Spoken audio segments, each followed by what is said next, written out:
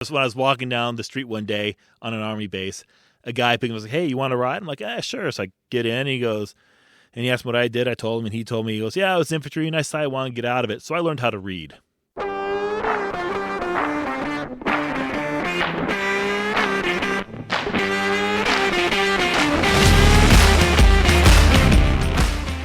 Welcome to How I Embraced the Suck, a podcast where you get to hear from veterans what life in the military is really like. I am your host, Walt, and before we start, you should know that I do not censor the show in any way. You have been warned.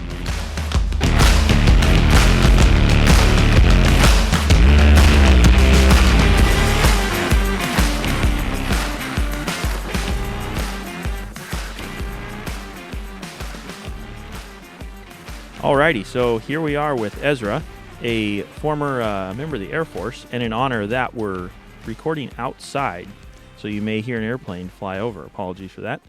Hey, Ezra, what's up? All right, not much. Glad to be here. Yeah, glad you could make it, for sure. Appreciate it. So you're former Air Force. Correct. Back in the day, around 9/11. Yeah. What's kind of what's the overview there of your time in? Okay, so I say that probably the biggest thing that I learned from the military is not to believe the government. Jumping right into it. There we go. I know. It's kind of a funny way to start. But no, seriously, I mean, like, and that sounds like no duh today. Like, everyone's like, no duh, you don't trust them, right? Sure. But this is back like, 20 years ago. Okay, it's been like, went in 98. And then shortly after I got to NSA, 9/11 happened. But it is kind of interesting because before 9/11, I remember, so my job was basically, as I kind of was talking about earlier, is eavesdropping, just kind of, Sure. or watching things. And we would be made aware of things happening. 99% of the time, my job was boring.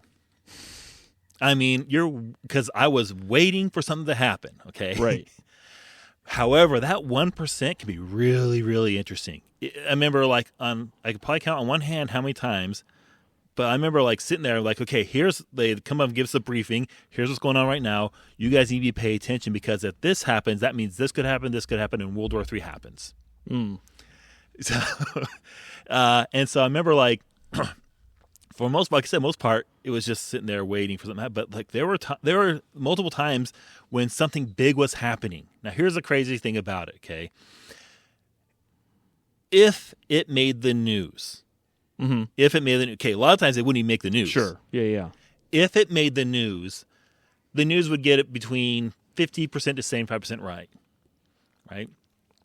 If a politician, including the president, decided to talk on it, you would see them come out and yeah, they're lying. Now, you can rationalize in your head why they're lying. Okay, well, yeah, because the people aren't really ready to hear that, or if the people really knew what was happening, they might freak out or whatever. But you learn really quick, they're not telling you the truth. They might tell you pieces of the truth, but the pieces they're telling you is to deceive you. It's not there to, like I said, it's really easy to rationalize it. So you can still think, okay, well, yeah, it's just the people aren't ready to hear this, or it could cause problems if the people knew this stuff. And so by the time you're done with the military, you're like, I don't believe a word they say. and it is a breath of fresh air to see people finally start catching on, they're lying. Yeah. Yeah. I think that has a lot to do with modern technology, where we can watch politicians say this, and then they'll flip on the issue, and you can have a lot more. It's a lot easier to catch them in their lies. But I remember, when I was the internet was still kind of a new thing. It was still dial-ups, cable modems were just kind of starting up, so you could, and YouTube was new. It was new, right? It was kind of a cool thing, but. It was, I just learned, not to believe a word they say, and it, and since I've gotten out, it's kind of compounded, and I've also learned not to, and like I said, the great thing about technology today is it's waking everyone else up. The unfortunate thing about it is people are getting divided on it. They're picking and choosing what they want to believe and what they want to see. Sure. But they're not, but regardless, I don't know. It's kind of weird. Like in some ways people are really paying attention. In other ways, it's all a matter of like their team, how their team's doing. And so that's a whole nother issue. So we talked about it in the run-up before we started recording, but for the listener, what makes you as a member of the Air Force have so much insight into the government and all that? So what was your career? Yeah. So like I said, my career was signals intelligence. And so the two big reasons why I guess you could say like the insight about government is my school had a lot of schooling, and in the schooling they taught us like how and why we collect information and and things like that, and then I went to work, and initially it was applied as I was taught, but after 9/11 and when after the Patriot Act, you see things start slipping. Like I said, I think we talked before. If I intercept a signal and there's like, oh, there's an American, drop it. Oh yeah. So, okay. So, yeah. So you were the majority of your service. You were deployed with the NSA. Yeah, correct? Actually, that was my whole permanent party. I was stationed there for 3 years at NSA. And that's yeah. So how does that work? Were you like was it a separate command? You were detached from the Air Force, or was it direct Air Force command? So NSA, majority of the civilians who work at NSA, or majority of the people at NSA, are civilians. Sure. However, about 10% of that are military. So you have military of all branches stationed there. However, of the people stationed, the military stationed there, 90% are Air Force. You'll have a sprinkling of you'll have a couple Marines, a few Army, a few Navy, but the majority of them are Air Force. It's kind of that's like the Air Force's, like example, you have helicopter pilots in every service, but if you want to be a helicopter pilot with the greatest chance, Army has all the helicopter pilots, right? Right. If you want to go intel, yeah, you can go in intel in any of the branches, but you have a better chance of getting it by a long shot if you go in the Air Force, because that's something that the Air Force specializes in. Sure. And so the joke about Fort Meade, Fort is the key word. This is an Army base. So Fort Meade, the joke about that one is they call it Fort Meade Air Force Base. Because of NSA, there are more Air Force stationed on Fort Meade than there are Army. Oh, seriously? Yeah. Oh, that's funny. Yeah, so that's why that makes sense. That's why they call it Fort Meade Air Force Base, because it's like I said, intel is what Air Force really focuses on, and that's because we're the smart service. We used to it's fun. We used to, like I said, I worked with all services, and we used to just we all worked together, and it was kind of fun because I have these little smackdowns about who was in the better service. Like if we ever had a war, who'd win. And inter-service war. But so working at Fort Meade, that's where, like I said, that's where NSA is at. And the interesting thing about NSA is you're just south of Baltimore and you're just north of D.C. And so you're kind of in the mix of a lot of stuff that's going on. It's a really interesting place. And when you work at NSA, and especially if you work in the field that I was in, you kind of get a lot of heads up about stuff that's going on, which is kind of cool. It's like having this gossip group about things that kind of matter. Mm-hmm. You hear about these little rumors going on, like these groups. Oh, did you hear about who so-and-so's dating so-and-so and who slept with who?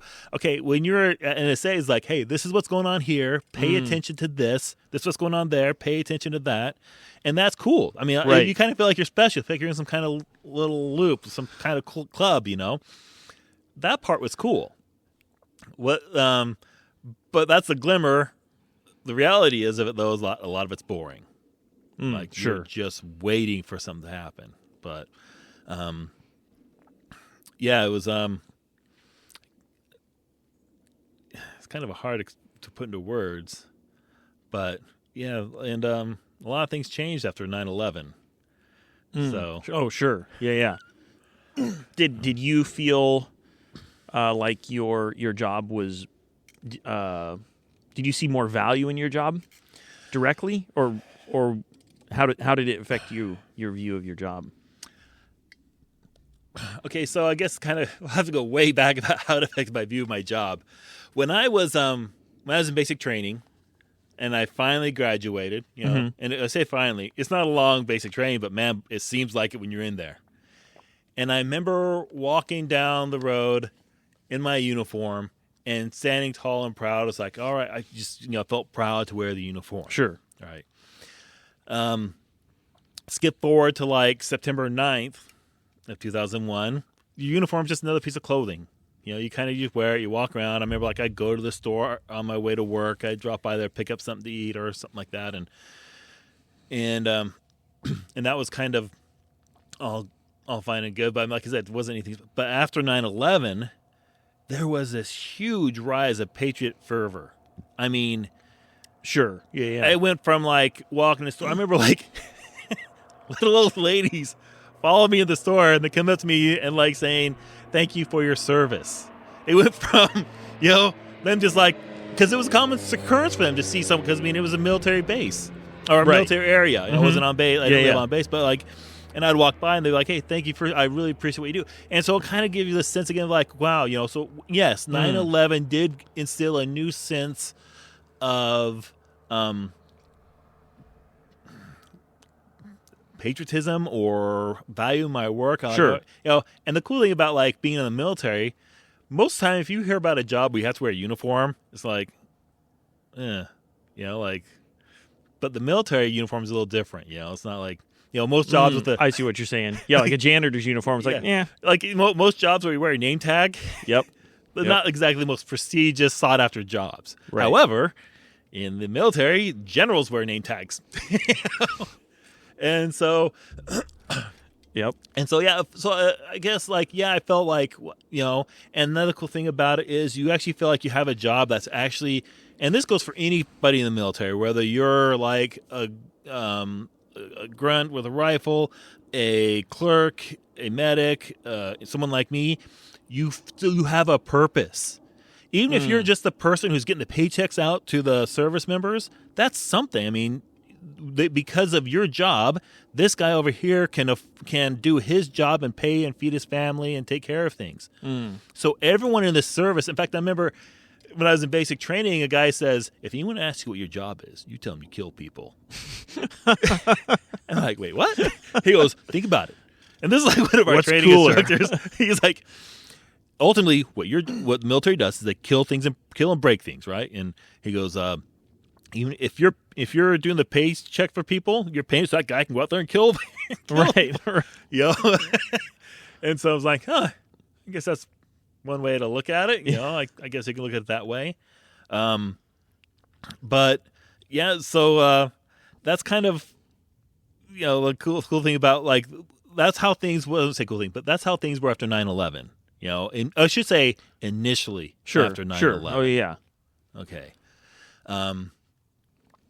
What kind of drove me nuts, and I could say like a lot of, and I can't really say that it was my, how to put it, it was my time in the military that made me recognize when I got out all the BS that was being told to us after I got out.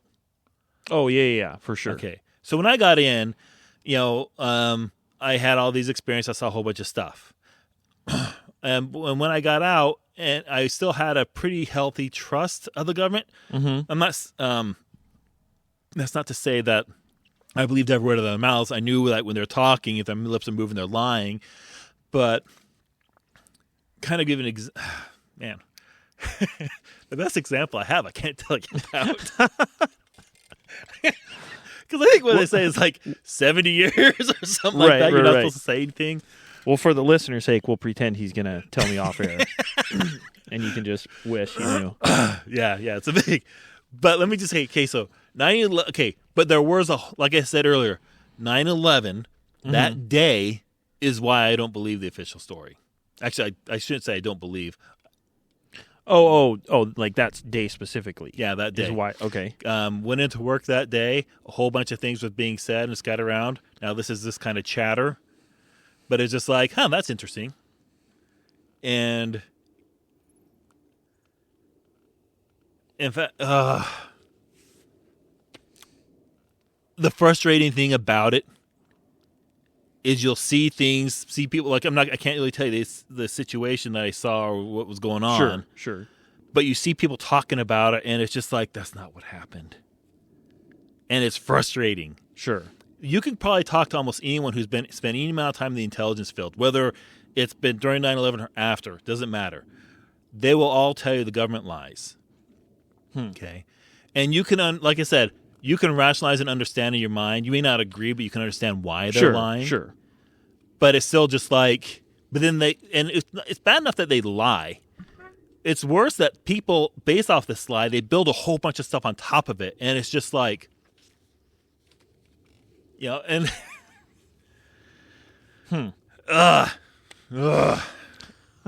it's like, it's like when they try to romanticize an event in history, like, oh, okay, that's sure. what I mean. Like there's events that happen. They're trying to romanticize it.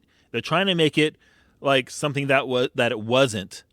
Sure. And unless you know this aspect of it, you can't call it out. But if you know this aspect, you're like, oh, no, that's a bunch of BS. Yeah. So your observation of this one instance kind of makes you look back and forward and just kind of question all the narratives. Yeah. Okay. Because you have firsthand evidence that it's like, well, something's fishy at best, right? Yeah. Well, or they're talking out of their butt. I know this is not true. Right. I know this is not what happened. And they're treating it like, oh, yeah, this is what happened. And you're just like, oh, my God, no, that's not what happened. So did you lay the charges in Building 7? Is that what you're telling? Oh, okay, for a listener, that's what he just wrote. He wrote down. No. And that's I don't know. And the thing that's kind of frustrating me is how so you kind of said beforehand, normally, like if I'm having a conversation, I'll let you lead the conversation. Mm-hmm. But you kind of said before, I kind of tell my story. So I hope I'm not coming off. Oh, as no. Yeah, hit me. But one of the things that kind of drives me nuts about this BS. Okay, so I was stuck in the military. I was, like I said, I told you earlier, I was stop loss or. Oh yeah. Involuntary extension. They wouldn't let me out. On that. Okay, and I remember. So to clarify, that was after 9/11. Your contract was going to expire. Yeah. But they gave you an involuntary extension, which means you're stuck here. There's for urgent there's the fine print circumstances. that you need to be aware of whenever you sign a contract especially for the military. So when anyone here, listen up. If you're thinking about joining the military, when you sign up, you're not signing up for 2, 3, or 4 years like you think you are. You're signing up for 8 years, 4 years active. 4 years inactive. Like most enlistments now are 4 years. Okay, you might have, depending on other jobs, I think nukes are usually 6, but generally. Like if you have back in the day, they used to do like 2 years and 3 years enlistments. But as jobs get more specialized and require more training, they're investing more in you, and so they want a longer, return on their investment. So they say, okay. Sure. In fact, when I was going in, they said, hey, we'll start you out as an E3 if you sign up for 6 years. I'm like, no, yeah. I'm like, I don't know what I'm getting myself into, and so no, I'm going to do 4 years. And the funny thing was, 99% of all my friends came in as E3, so they all outranked me right away. Right. And but it was a beautiful. When I hit my 2-year mark, plane going overhead. You talked about this happening. I asked for it apparently. But the funny thing is, like after I've been in. A buddy of mine who signed up for 6 years, I'm like, wow, I'm at the 2-year mark. He's like, shut up. He's like, I've been in, I'm halfway done. He's like, shut up. Like, you have just as much time left as I did. When I started, he's like, shut up. He's like trying to yell at me. I'm like, I was like, and so that was kind of give you a heads up about that. And man, another plane. Maybe they're all listening to the conversation. I guess. It's more of those NSA planes. Man, what was my point?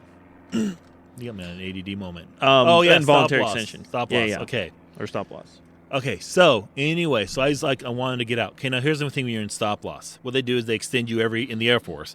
They give you 90-day extensions.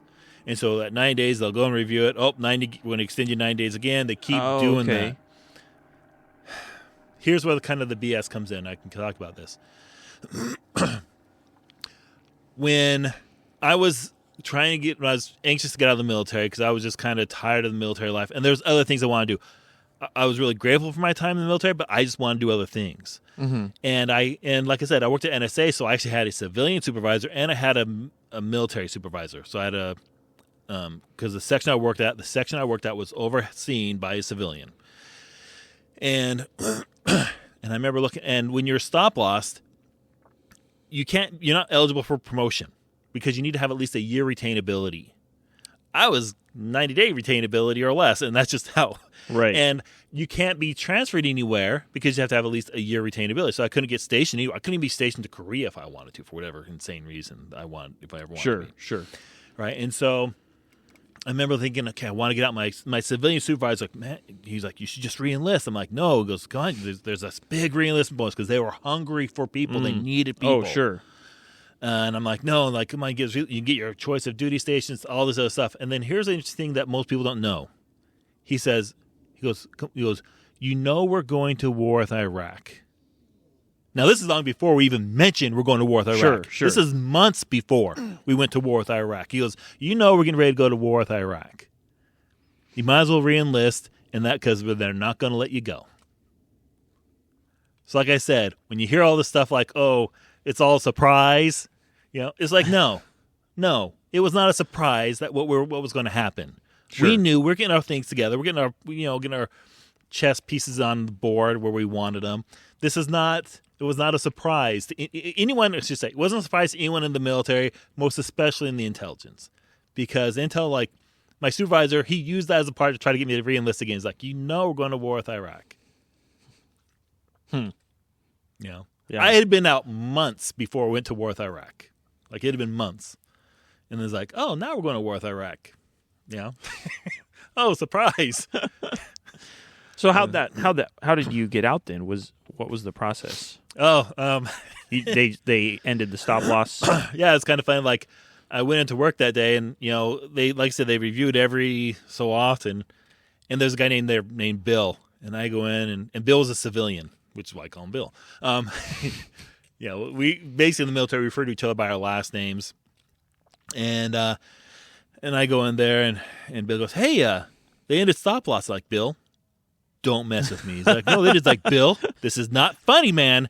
Don't mess with me. He's like, "No, really." I'm like, "Bill," and this other girl goes, "No," off on the side who's the airport. She's like, "No, they did." I'm like, "Are you freaking kidding me?" I was so excited. I'm out of here. I wish it was that quick. I went to make a phone call, and I wanted to tell someone. Like, I tried to call my parents. I tried to call my girlfriend. No one answered their phone. And I worked mids, and they finally called me back after I got off work and I was in bed. Then they call me, and I'm like, oh, that's Right. how it is. But yeah, so like they finally just announced it, and then I gave myself like a month to go through the process of out processing, and then I went home and then went off my life and doing other things, But yeah, it was like I said, it was a real good experience. I'm glad I did it, but I wouldn't recommend anyone else doing it. Okay. The reason why I say I'm glad I did it, I learned the military. Like I said before, when I was 18 years old, I was lost. I graduated high school. I didn't have any money for school. I didn't have any direction. I didn't know what to do, and that's kind of why I fell into the military. And the military kind of helped me grow up, gave me some direction, gave me some. And actually, the best thing about the military is it gave me a healthy distrust for the government. That is the best thing about it. Sure. Is because I went in there young and naive, and I came out. I wasn't jaded. I wasn't like, I'm not like. Yeah, not like bitter and like No. Vietnam vet. No. Type, for an example. Yeah, and I didn't come out with like PTSD because I saw some horrible things or had to do some horrible things. My job, Intel, was pretty cush. Mm-hmm. I worked in an air-conditioned office, in NSA, where it's pretty, and I got to see some and it was you say a 9 to 5, but I worked mid, so I worked from like 10:30 to 6:30, 10:30 at night to 6:30 in the morning, and so it was just 5 days a week, kind of, except for holidays. I worked more so people go and see their parents or go home and visit family, but Sure. Generally, but it just, when you get out and then you're aware of all the BS, and then you see how they use those lies. Like you said, like when we were talking earlier, you said you're anti-war. Okay, I would never describe myself as anti-war because I think there are times when war is legitimate and war is a good thing and it needs to be done. Sure. With that said, we haven't had one in my lifetime or my parents' lifetime. Maybe World War II is probably the last time we had legitimate reason to go to war. Mm-hmm. Legitimate. Like, when it comes to like foreign policy, nation building, all this stuff, that is a waste of our best blood and treasure. That's what pisses me off about wars today. Sure. Is it like, and I see these war hawks and I see these people talking about, like they're all anxious about sending us off to war. Okay. Now, being in the military, okay, let's put it this way. I was in the military. My father was military. My grandfather was military. All of us did an enlistment or an officer. My brother was an officer. I did enlistment. My father did enlistment. His father was Coast Guard during World War II. My mother's father was Army in World War II. Great-grandfathers fought in World War I.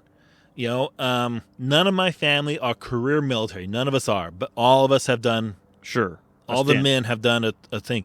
I currently have 2 brother-in-laws in the military. I have one, he's like, he's a cop, the other one's a doctor.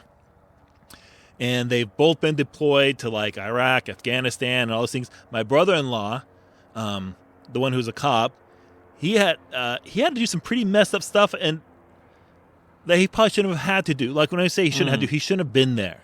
He was doing, a lady tried to run a gate with a car. And so he had to shoot a woman. Yeah. There's a saying that's saying, I think there's a good truth to this, but it's not as simple as this is. I don't have PTSD because of what I've seen. It's because of what I've done. Okay. And that's true for a lot of people. But there's also people who, they have PTSD because of what they went through. I have another friend of mine who went through not 1, not 2, not 3, but 4 IEDs and miraculously survived them all. Wow. Now, this guy has some pretty severe PTSD. Yeah. Oh, yeah. And he has some pretty interesting health issues, some pretty serious health issues that he struggles with today. He's been out of the military for well over a decade, and he still has some pretty. He can't hold down a job because of anxiety and because of. This is a man who had iron will, who kept going. After 1 IED, I'm like, what? Yeah. I might call it quits. After 2, oh hell no, I'm not doing that again. 4 times. Wow. And I'm thinking, and his family, and I love his family. He has a wonderful wife, 2 cool boys, good family, and they all suffer because of what the PTSD has done to him. Sure. Yeah. And as I think, like, okay, if he got that PTSD because he was fighting for our freedom or for our liberty, I'd be like, okay, maybe it's worth it. And actually, that's kind of a selfish thing for me to say because that's not my call. It's him. He's the only one who can say, well, no, it's worth it, right? Sure. He's the but only just one. Observing from the outside. But from my side, I'm like, and I think that's, why we have how many servicemen committing suicide a day? For a while there was 8. For a while there, I mean, I don't know if it's still that high. And I think part of the reason why it's so high is, if you're a World War II vet and you come back with what they call it shell shock or PTSD back then, they call it shell shock. You come back, you can be like, okay, you can rationalize in your head because I was fighting the Nazis, right? Oh, yeah, for sure. You can rationalize, you can justify it in your head. What do our service members have to say? We get this other one's coming back. Can you imagine being a service member who spent all the time, like I said, I have family today who serve. I have a brother-in-law. He was a Marine, but he's out now. Served in Afghanistan, and he has some. I'm not laughing because it's funny. I'm laughing because of the insanity of it. But he has some serious issues. Like he's self-medicating with alcohol, right? Yep. And because of stuff he saw there. Now this guy, my brother-in-law, when he was going in, I remember telling him, "Hey man, let me tell you, you don't know what you're getting yourself into. You may think you know what you're getting yourself into when you go into he was a Marine, and he's like, okay, but you don't know. He's, oh no, my instructor showed me some videos, something like, oh no, your recruiter lied to you. And I said, because he was all gung ho, he wanted to go out there, he wanted to be a warrior. And so he went and he joined the Marines. I mean, the weird thing about it, he's a really smart guy, but he went in infantry. Now, the joke about, I'm not knocking infantry, but the joke about infantry is like, I remember when I was walking down the street one day on an army base, a guy picked me up was like, hey, you want to ride? I'm like, sure. So I get in, and he goes, and he asked me what I did. I told him, and he told me, he goes, yeah, I was infantry, and I decided I wanted to get out of it. So I learned how to read. That's kind of the joke about infantry. Right. Wow. So my point is, about my brother-in-law, really intelligent guy, he chose infantry so that he could go fight. Mm-hmm. I'm not knocking infantry. Like, those are... Sure. But he comes back, and if you ask him if it was worth it, all this, because he saw friends die, that's the thing. One of the things that people don't... Here's another thing you need to consider about before you join the military, especially if you're going to go in something like infantry or something where you're going to be in the front fighting. We all have this romantic idea that we're going to go out there, we're going to fight, and we're all going to be like John Wayne, or we're going to be like some kind of Murphy. Yeah, just some guy who's just going to do awesome, and you're not going to lose any of your friends. Oh, yeah. Yep. The best you can hope for is to come back exactly as you left. But that's not going to happen, because you're going to have some kind of emotional, mental, spiritual breaking. Mm-hmm. You're gonna be out there. Like, some people find God out in the battlefield. Some people lose him. Mm-hmm. Some people get strength of character. Some people, but it's harder to find God. It's harder to build character if you don't know what the hell you're fighting for. Sure, I see. Yeah. If you're out there fighting the Nazis, all right, I know what I'm fighting for. But if you're out there fighting for some people who don't even want to be, who have a completely different culture, do not appreciate what you're fighting for. I have a friend of mine who talked about how, like he be in Iraq or Afghanistan. He's talking about, there'll be people there, and they'll act like they're your friends, and they maybe are. Like, we're talking about the native people there. He goes, however, their loyalty is to the people there, not to you. If the bad guys, if Al-Qaeda, if ISIS, or whatever, whoever it is shows up, starts shooting. And we're back. All right. So you were talking about the cultures over there in other countries and stuff. Yeah.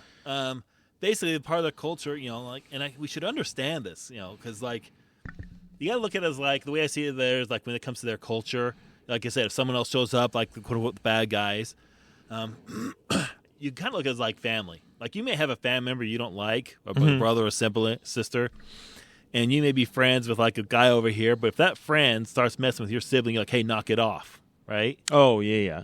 Well, that's kind of how they are, They don't have their loyalty to their people, to their way of living, their culture, 9 times out of 10 is greater than loyalty to you. It's not, and you can kind of see that, like, everywhere. We have a hard time realizing that we're the strangers. We're not the natives. We're not their culture. And so that causes, and so when you have people over there fighting, you're fighting for this guy who doesn't really care if you're there or not. They may like you as a person, and there are, sure. And when I say this, there are certain individuals over there who are like, who really do appreciate what we're doing, who really are who will invest themselves, put themselves at risk and in danger to help, but they are a really small number. The people as a whole, it's like trying to change any culture. It would take at least 2 generations to change a culture to where it would appreciate the ideals of liberty and freedom, of, I hate using democracy because we're not a democracy. Sure, yeah. But, kind of get the idea of, like, of a society that supports liberty. That's just kind of, and you can't force that on the people because most people don't want it. We're unique that way. And you can kind of see that happening. You look around the world today. You see countries, okay, so I know you kind of want to talk about other stuff, but it's kind of ironic. Today, President Biden met with the prime ministers of both Australia and Britain. And they open it up by saying about how we are three countries who are, like, who support freedom. And the ironic about that was a Australian prime minister, and I'm pretty sure Australia is pretty much big portions of it are locked down right now. Right. Sure. And you're talking about, and you're not allowing people to travel, so they don't have the freedom of travel. You're locking up people for trying to organize protests, so that's they're violating people's freedom of speech and freedom of assembly. I mean, so The irony hits on that one. Yeah, it's kind of interesting. Yeah. But so as far as like my day to day that you were asking about, it was actually, like I said, I would show up, go to work. We're waiting for something to happen. I'd be kind of watching certain ways of communication. Can't really talk about what kind of ways. But sure. The spectrum, like I said, the spectrum was broad. I learned everything from Morse code, radio, satellite, right? And so, I think they've now phased out Morse code, even though that's probably the most reliable form of communication. It's not. Did you learn ASL too? Which is an amazing thing to get over a signal. It's kind of I don't know. Maybe it can happen. But and so kind of this 99% of the time, nothing's happening. And so what we do is we kind of sit together in a group. We have our headphones on our head where a lot of it's listening. And so we're listening for things to happen. And so we'd be talking about everything we're not supposed to talk about. You're not supposed to talk about religion. You're not supposed to talk politics. You're not supposed to talk about all that stuff. And we'd all be kind of in a circle, just kind of talking about, right. When something happens, we'd all be like focused like a laser. And like I said, there was like your daily chatter, like just like, hey, this group of people over here are talking to this group of people over here, and it's kind of funny because they'll tell each other jokes. So you're like, oh, I just eavesdrop a joke. That's kind of funny, But for the most part, it wasn't that all exciting. I mean, with the rare exception, and the sad thing is, the cool things that happened, the things that I did see, I can't tell you about. Right. Especially since it's being recorded. Right. I mean, not that it would before, but now I really can't. Right. Like, that come up in court. Yeah. Intelligence is an interesting field just because of that. The tenacity of information, or that's probably not the right word, but how it lasts, and potentially for a long time. Yeah. You're under that. And it's nice when something does come out, but even if something does come out where you technically can talk about it, you really can't talk about it in the fullness of what you really want to really explain it, because, like, say this truth came out, okay, like example, the whole exposure that NSA is spying on people. Okay, well, now, yes, game was been exposed, been revealed. Mm-hmm. Can't tell you how. Right. Or something like that as an example. I'm not saying that's something and unless. And here's another thing that kind of pisses me off about the world today. Even the number of people who work at NSA is classified. Because if you know the number of people who work there, however, sure. Then you get an idea of what they're capable of doing, right? With that said, it's pretty obvious there's thousands, right? It's thousands. Yeah. The fact that thousands of people are aware of what's going on, and we got one or two people exposing it, it's kind of a sad mark on now 90% of NSA civilian. But I mean, there's the Pentagon Papers. We go back to Vietnam War. You have the Pentagon Papers. One guy out of all the people who worked at the Pentagon, in all fairness, everything's compartmentalized. Also, you familiar with that term? Mm-hmm. Oh yeah. So no one really has the full picture of what's going on, with the very few exceptions. Like, of course, the head of NSA probably has a full picture of what's going on, but the vast majority of people, they just know what they need to know to do their job. And like I said, the fun thing about my job is, because I was working in real time, I needed to know more than what probably a lot of other people do. Like, I need to know, hey, this is what's happening in this country. This event is going on right now. Pay attention to this event right here, because if something happens, if these people happen to capture this person, we need to know about it. Like, it's like we're watching this group of people are trying to capture this person. If they capture this person, this is going to be big trouble, And we're watching, right. and you're like, okay, good. The guy got out of there by the skin of his teeth. Good. World War III is not starting. Right. Right. Can't really say anything about it besides, give me vague generalities about stuff. Yeah. But with that said, and I guess in some sense, I'm kind of glad I got out when I did. This is the coward part of me, I guess, because if I was in, I'd have to and I was aware of what was going on. If I was aware of the government actually breaking the law, because I got out just before they started doing all the crazy stuff, right? Sure. If I had gotten out, would I have had the courage to be the person being like, hey, I need to find a reporter who I can leak this to. I need to find Julian Assange. Julian Assange didn't exist back then. Right. So who do you give that to? And who do you trust? And one thing we're learning today is we're learning more today that the corporate media is more embedded with the government than we'd be comfortable with if we really were aware of it. Mm-hmm. We're seeing that today. So that's kind of the thing about being in is I'm glad.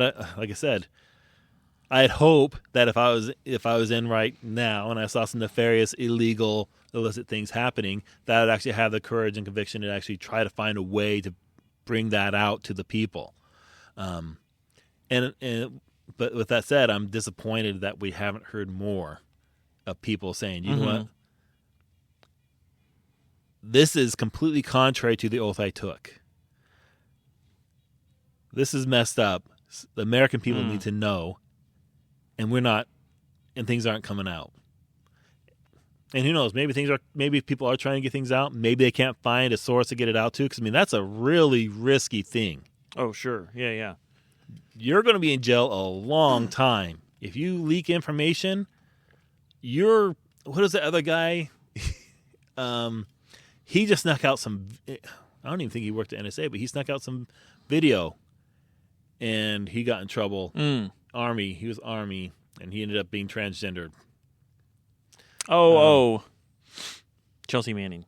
Yeah. Yep. He snuck some stuff out, showing kind of the callous nature of what's going on, and just kind of messed up. So yes, but that's pretty much as much as I can pretty much tell you. Unless you have some specific questions about day to day. I can neither confirm nor deny. Right. It may have happened.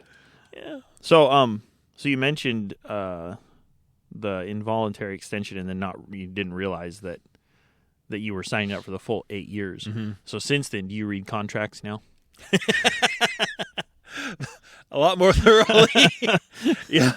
And like I said, if you're okay, first off, I'm going to tell you right now, as a veteran who is very glad for my time in the military, who is a son of veterans, grandson of veteran, brother-in-law of veterans, of people serving and have served and past service and across several wars and things like that. With that said, don't join the military. I know it sounds weird, but if for some strange reason you don't want to listen to me and you decide I'm going to join the military for whatever reason you have, whether it's patriotism, whether it's school, whether it's they have a cool job that you want to do, bring someone with you who's been a veteran, because the recruiter. Yes, don't go in there thinking that I'm smart. They all lie. They all in a good example. I had been in a year. A really good friend of mine that I had went through high school years with, he was kind of the same situation I was, where he's a little confused. So he's like, hey, maybe, and he heard about how my life was going. He thought, that seems pretty cool. So he decided to join, and he wanted to go Intel also. So okay, so I told him okay, make sure you get a contract, make it in writing, and very, very clear, get it in writing. He's like, okay, and so. He goes sign up, and he comes back. Yeah, I signed up. Like, oh, cool. What job did you get? He goes, oh, no, yeah. I'll find out when I get to basic training. I'm like, wait, what? He's like, yeah. I told him I wanted to go Intel, and so they wrote on my envelope, "Good for Intel." I'm like, you're not going Intel, man. He's like, well, it's like, no, you'll be lucky. Now he got lucky. He was a smart guy. They put him in weather. Oh, okay, yeah. But to kind of give you an idea, when I was in The reason why I say lucky is when I went to basic training, they asked questions. We had a whole bunch of group of us that said, okay, who came in here as security forces, which is a fancy way of saying a cop. And like 1 or 2 people raised their hands. And then he asked, okay, who came in open general? A whole bunch of people raised their hands. Okay, I'm going to ask again, who came in as security forces? Because if you came in open general, your job is whatever they assign you. And so that's the thing. Like, and he went in open general. They gave him weather, but he could have been like, and I'm not knocking the cost, but that's generally not one that people really aspire to. I mean, unless you have career aspirations, and that's the thing. That if you're an open general, like, okay, we have all these jobs here that we couldn't get filled, so now we have all these people here who came in open general. We can just assign it to them. Yeah, you're the wild card. Yeah. You're they don't have any obligation to put you in any job that you want to be in. That's something you got to consider when you join the military. Okay, so like at the time when I was going in, something you need to be aware of. Air Force would give you guaranteed jobs, but you got to be careful with the open general. Army would give you guaranteed training, but not a guaranteed job. Marine Corps, nope. Every man's an infantryman. You know, they'll try to get you what you want. You know, the military does want you to be happy to some extent because they want you to stay in. Sure. Because they invest a lot of time and money in you, even as an infantryman, which that takes a lot of time and money. You know, it's a cook, and it's a skill. Yeah. You know, even as a cook. You know, but yeah, so don't go in without a veteran with you. Because they're going to screw you over, because for you, you're just a number. Mm-hmm. You know, but yeah, as far as my military, yeah. But talking about going back to the day-to-day thing, mm-hmm. If you're going to be dumb enough to join the military, once again, if you're not going to listen to me, one of the great things about being Air Force is how much of your time you get to keep compared to other services. Okay. That is, you think military life gets really boring really fast, gets really old really fast. Boring is not the right word. Gets really old really fast. You may think, all right, it's going to be cool. I'm going to go out there. Because, you go through basic training, then you go through your tech school, then you're finally permanent party. Permanent party is where you are finally the closest to freedom you're ever going to see while you're in. Oh, okay. Yeah. Yeah, that's called permanent party. And you're going to think, but the reason I say you're closest to freedom, like my buddy who's Army, like one of my best friends in the military, he was Army. I was Air Force, he was Army. And his schedule was 5 days a week, he had PT. So he'd get off work at the butt crack of dawn like I did, and I would go home, go to bed. He got up and went to PT 5 days a week. Once a week, he had sergeant's time, which is where they meet with their sergeant and they go through like this whole hour or two of something, whatever it is they want to talk about. Once a month, they have commander's call, which is where he has to go see a meeting with the commander, for everybody. Sure. And then sometimes scattered throughout that, he also was given like CQ, which is basically where you sit at a desk in the barracks and anyone who doesn't live there, you have to sign them in, sign them out. You have to go through this whole thing. And it's like a 24-hour thing or 48 hours, whatever. Okay, it's a long, drawn-out thing. That was his schedule. My schedule was I went to work from 10:30 to 6:30. I got off work. I had a commander's call. No sergeant time. Did not exist. My PT was 3 days a week doing whatever I wanted. I'm like, oh, I went and played soccer. There's my PT. Just sign off. Oh, I went swimming. There's my PT. I didn't have a formation thing. I didn't have to go with anyone else. I just did my own thing. And then, like I said, no sergeant's time. My commander's call happened once every 3 months as a quarterly. Oh, wow. And, and so, like, that was pretty rare, and I actually got time off for it, So, like, if I got to show up work either an hour late or get off an hour early, if I had a commander's call that day, even though commander's call was not happening while I was at work, they still comped me the time for it, which is kind of cool. Right. And so I just had more free time, and you don't realize how important free time is until you don't have it anymore. Yeah. So if you wanted free time, it's the way the Air Force. People like to rag on the every service has their name they call it to joke around, like Navy Squid. Army, Marine Corps are like jarheads. Army are chodes, and Air Force is chair force. Right. Ooh, chair Right. force. That's a rough one. You know, That sounds delightful. I like my chair.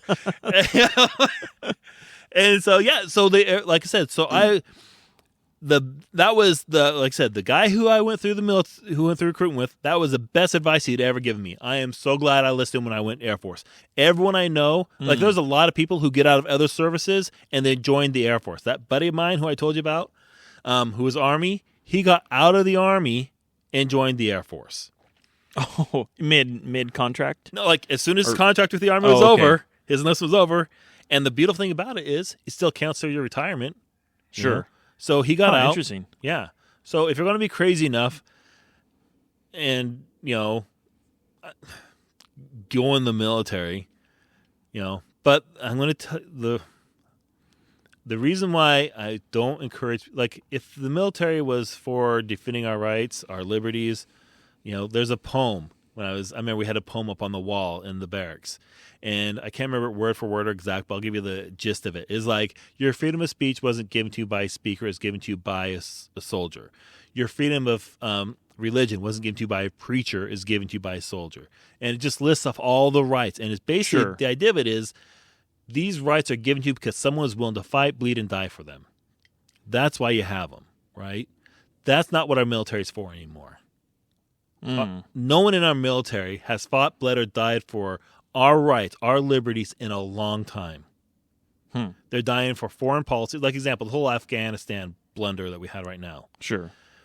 If you go with the assumption, let's just go with the assumption that the whole 9/11 story is accurate and that Osama bin Laden did do that he was responsible for everything, right? Sure. And the hijackers. If our goal was like, okay, we're going to get in there, we're going to get him and then get out. And if we get in, then we'll call it a mission. If that was our goal, I'd be like, okay, I can get behind that. Now we're going off the assumption that we believe everything that we're told. I don't believe everything, but we're going off with assumption. Sure. We didn't. We went in there and we tried a nation build. We spent trillions of dollars, and more so than dollars, we lost blood. How many thousand was it? 5,000 people? Did we lose 5? I don't know. I can't. But in that ballpark for sure. That's just people who died there. That's not counting the limbs lost, the lives broken, the divorces, the fatherless children, the drug addiction, all the stuff that came from this war. And the very people we went there to fight are now in charge. And we gave them and we gave them an Air Force. Right. And they are stronger now than when we started. They're more, because we left them everything. So as a veteran who has family who is currently serving and has friends who served, their blood was wasted. And it hurts. If you're them, that must really suck right now. And I'm just as, I can't say I'm just as pissed off because it wasn't me, but I'm pissed off. Sure. And I'm not pissed off like, oh, what a waste. We should have stayed there long. Like, I'm pissed off that we went there and stayed there in the first place. It was not worth our blood. We don't. None of our politicians consider our service members' blood sacred. It is, because these are men and women who said, you know what, I'm going to sign right here that says, hey, I am willing to fight, bleed, and die for this country. Politicians see it as like, whatever, nation building, whatever. I don't know what the motives are. I can assume. But, man, I'm going on tangents again, ranting. Like, could you please just talk about your daily life? I'm like, I'm trying. I'm ADD. No, I mean, that definitely, it gives a background for sure. I mean, that's the goal, is just to give the listener an insight, and then your experiences and your how it affected you, and changed you. I mean, that's a big part of it. It's not no experience is made up of just that experience. It affects you to go on too. Yeah, I'd say that the whole point about like my military experience isn't, the biggest thing about it wasn't my time in the military. It was kind of what it made me, like how it made me, and how it influenced and affected who I became. I wouldn't be. Actually, I'm kind of nervous to think what I would have been if I never joined the military. Mm-hmm. If I never joined the military, what kind of man would I be? Because there is something to be said about you can go to like anywhere and you can look around and say, okay, a guy. I don't know what it is about once you get out of the military, you want to grow a beard, but you can go anywhere and you can look around and you could tell people who have military bearing. Even people in the least militaristic Air Force, right? Yeah. Yep. You can still look at them and like, okay, that guy probably served because they have the bearing. Yep. And that bearing, that military bearing, that's confidence, that's self-worth, and there's a lot to it. And it kind of makes you a man, right? Mm-hmm. And so I really, like I said, it kind of sucks because I'd love for my son to go in the military if I thought it was what it was supposed to be. Sure. I would. Right now, okay, so I don't know if you heard, they just opened the draft to the women, or the process of that. I would fight tooth and nail to keep my daughter out of the military. Sure. I'd be like, no, don't go, no. I don't want my daughter, I don't want my son off on some foreign land fighting for people who don't want them there. You know, for something that has nothing. In fact, one of the things I'm worried about is like, this is my conspiratorial mind at work here. They blundered Afghanistan so bad, they just didn't have an excuse to go back. Give it like 3 to 6 months. We'll be back. Sure. And I hope I'm wrong. Like I have no insight. I have no strong reason to believe that, but I just, and knowing how, it's like you either have to accept either they are complete utter morons with how they did it, or is on purpose. Which one's worse? Mm-hmm. Do you want utter morons leading the country right now or in the military?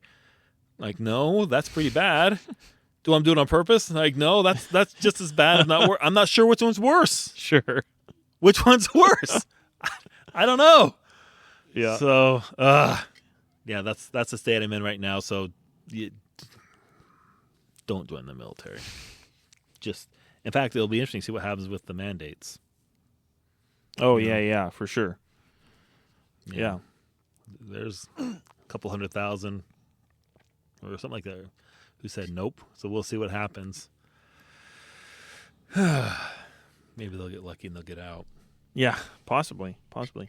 One question I did have, you were talking about your daily, you're working with a lot of civilians, a lot of other branches.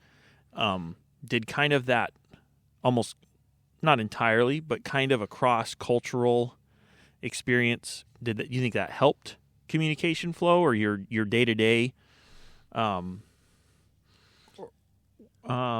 Like there's a formality of the military, and there's the casualness of the civilian world, and then each military branch has its own command structure and culture. Yeah. So how did that affect your office day? So it is kind of interesting. Hey, when you mentioned culture, that's something people don't really consider. Each service has its culture, and probably the one that's most easy to identify, the most like, yes, you say like most personality. You ever go to like a group of people like, wow, that person really has personality. It's not necessarily a good thing or a bad thing. It's just like really there. Marines. Oh, sure. Yeah. The Marines have like this larger than life, and we kind of, and that culture is developed in the Marines because you need someone who has, like, they have this, you might say they have this big ego, huge self-confidence thing. But they need that because who else is going to be crazy enough to go charge that hill? Yeah. And chances are not make it, So, the Marines have their culture. The Army has their, Navy has like this kind of, if you think the Air Force is kind of uppity, Air Force is uppity in like an intellectual way, quote unquote intellectual way. The Navy's kind of uppity in like a, kind of like Officer and a Gentleman type movie kind of thing, that kind of way. And yeah, they have kind of different, like that's another thing. There's like a whole different thing between like officer and enlisted too. Like the officer culture is different from enlisted. That line blurs in the Air Force. It's not so common. But like if you go to like Navy officer versus enlisted versus Army officer. There's a big difference there, kind of, but less so in the Air Force. And with that said, okay, so here's another interesting thing about the service. The intelligence field is a lot different than any other field. I had a friend of mine. He it was like we had like this seminary group thing. We get together and study scriptures, right? And this guy, it was really cool. This guy was a Hebrew linguist, and he was Army, and so Fort Meade is an intel base, and he was enlisted, but then he got his commission in the Army as a chaplain, and so. And so he went from being a chaplain. So when he became a chaplain, they stationed him on an infantry base. And he's like, and I remember talking later, he's like, "Oh wow, yeah, there's a huge difference between intel bases versus infantry bases." He's like, the things I'm dealing with. You're in the Army now, boy. Oh yeah. And so so in another way, I was kind of insulated because if you're intel, you're not going to have anyone with serious issues. You're not going to have anyone with felonies on their records working with you. Right. The hardest drug they could have done at the time was marijuana, and they'd had to admit it to it. Like when you go through another thing you do is like when you go through it, like it starts in basic training. One of the cool things about it, here's one fun thing about basic training is I had to start my security clearance in basic training. So here's kind of more of the daily thing you're talking about. And they had this huge paper I had to fill out, and I had to account for every day of my life practically. Like I had a job from this time to this time, and between this time and this time, I was doing this. I mean, they wanted, and in order to fill in those gaps, I needed to talk to people. I needed to call friends and family and all stuff. So they gave me this cool little card that says, "Hey, when this person needs to make a phone call, he can make a phone call." And so I got this, and I would wait every day. I wait every day for my drill instructor, or as we call him, training instructor, to leave, and the dorm chief would be in charge, who's like another person in the military. I'm like, "Yep, gotta go make a phone call." He's like, right. So I go down there, and he's like, "What?" It's like, I'm like, "Hey, you can't bug me about it, you know." I go down to the patio by myself, like, "You get to have candy once or twice your whole time there." I got it almost daily. I would go down. I go down to the patio, making a phone call, and I would like buy myself a Snickers or a soda or something like that, and I go to the phone booth. I have a phone card. I called like my friends. I would talk for like an hour or two, and then come back up. And my dorm chief was so pissed off at me. He was like, "I'm like, hey man, none of your business what I'm doing." And so for like the cool thing, like I said, since I was intel, I had to do this big background check, and so while everyone else is sitting in the dorms or the barracks writing letters and cleaning and all that stuff, I'm like making phone calls, eating sugar, and it was fun. So yeah, so like I said, so the intel community is a whole different world. It's not your tip. That's another thing. I guess I was insulated from. I was still kind of insulated. So I guess that's another thing to consider. If you want to not be the craziest crowd, go intel. Sure. I mean, that's not to say there was some crazy people there. Yeah. But yeah, the service has its own culture, but even the job you're in has a culture. And so, interesting. Yeah, you can kind of see that, like, I don't know how much experience you have with other veterans, but if you go see people in the infantry, they have this kind of culture. You go people who, actually the infantry guys are a lot of fun. I like the infantry guys, because they will tell you as it is. They can't BS you because they can't afford it. Right. It's too important to be straightforward, blunt, and whatever, right? Yep. So if you ever meet someone who's infantry, they will be straightforward and blunt. They may try to have some tact in it on occasion. If they think that, okay, this guy, he is a understandable mistake, they'll have tact with you. But if you're just being hard-headed, they're going to be blunt with you and just be like, and if you don't want your feelings hurt, you better toughen up pretty quick. You talk to like airline mechanics or the mechanics who work on they are going to be attention to detail like you would not believe, because they are working on machines that are multi-million-dollar machines, and the smallest little mistake can have a huge consequence, and so they're going to be, in fact, one of the biggest things they put in, like Air Force, one of the biggest things they push on us is like attention to detail. That's an Air Force thing. That's one of the phrases: attention to detail, attention to detail, attention to detail. So, me being the ADD person I am, Right. oh yeah, that was fun. But yeah, so yeah, like and that's like I said, if you want to see the like part of the culture, if you want to see the world, Navy's a great way to do it. If you need more structure in your life, if you needed a structured life, Marines. Marines will bring structure to your life like you've never seen before. Like I said, people like, in fact, like if you have a hard time, like just with that aspect of your life, because I really think that's another thing you should consider before you join. Like if you want to join the military, what would best benefit you? If you need a lot of structure, Marines. Navy is a little more laid back. Mm-hmm. And like you said, to see the world. So there's them. Army, they're kind of what you think of as a military.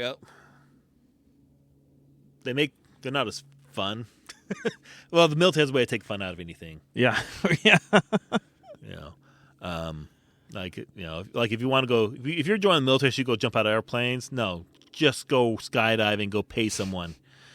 By the time you finally jump out of that plane for the military, you'll be like, man, this is the dumbest thing I've ever done in my life. Yeah. Have a reason to go in, and and it's not going to be what you think. So, Yeah. Well, yeah, especially people going in young. Often they have idea, oh, it's going to be this or that, and then sometimes they're lucky, but often it seems not to be. Yeah. And here's another thing about it. Like you're talking about the culture. The culture's changing. It's not that, and that's part another reason why I say I'm not hesitant about people joining. The culture is not. There's actually a guy who just got fired because he called out the Marxism in the military. He's like, yeah, there's a lot of Marxists in here, and he wrote a book about it. And they're like, and he wrote, or as a book or a paper, and he got if you're an officer, they give you a job, you can get fired. That doesn't mean you're out of the military. It means you are like, if you're a commander. Oh, sure. You are fired from being a commander. You're no longer a commander. They'll do something else with you. And they'll put you somewhere, like if you get fired, you're probably not going to like where you're going to go. They're going to put you on some job that, sucks. Nome, Alaska or something. Yeah, it's just, and so you see in the culture changing in the military right now where they're talking about like white anger and, right. Yeah, it's just, and they took like a month off to assess. Like, okay, one thing about the military, there's not racism in the military. That's a bunch of BS. There's not white supremacy in the military. There's not that. That is, in fact, to give you an idea, if the military is racist, it's one of the dumbest racist places because, like, proportionately speaking, there are more people of color in the military than there is in America. Because people, and that's where people go for, like, hey, here's an opportunity for me to get an education. Here's an opportunity for me to get out of, like, wherever I'm at. And because it's a higher percentage-wise, like you said, like, right, like you say, like, in America, 13% are African-American, right? In the military, it's much higher, which means if you're an average Joe of any race, you're going to be mixing with everyone else.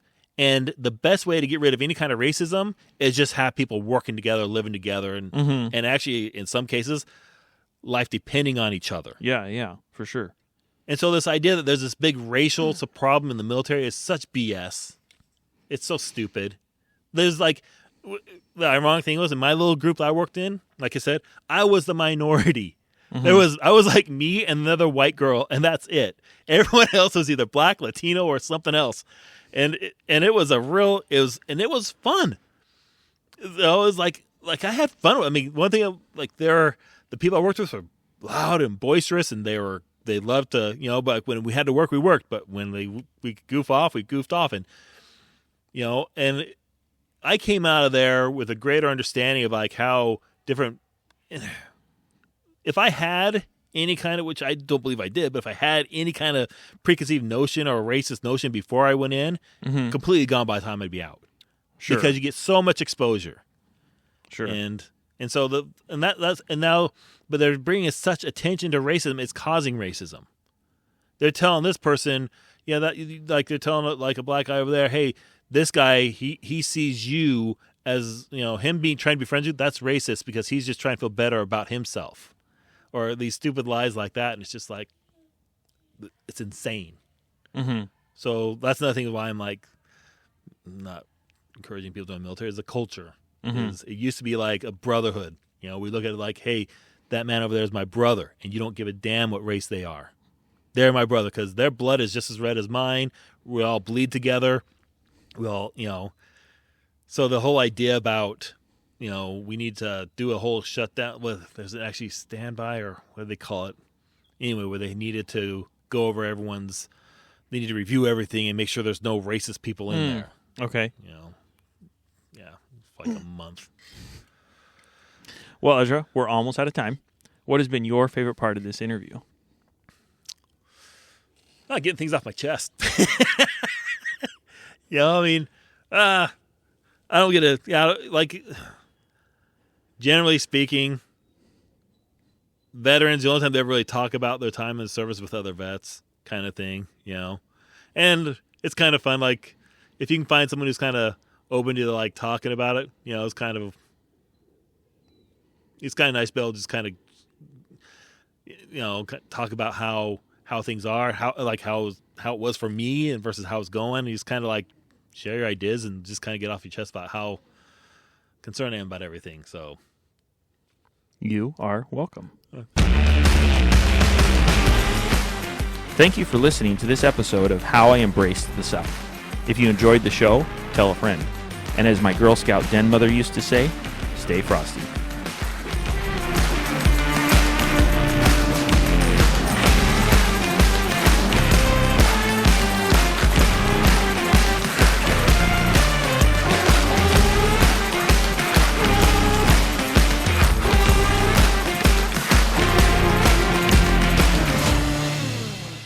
And there's a black man there. He walks in. I walk in. He looks at me. He's like, "You're Ezra?" And I go, "Yeah." He's like, "Man, I thought you'd be a brother with a name like Ezra."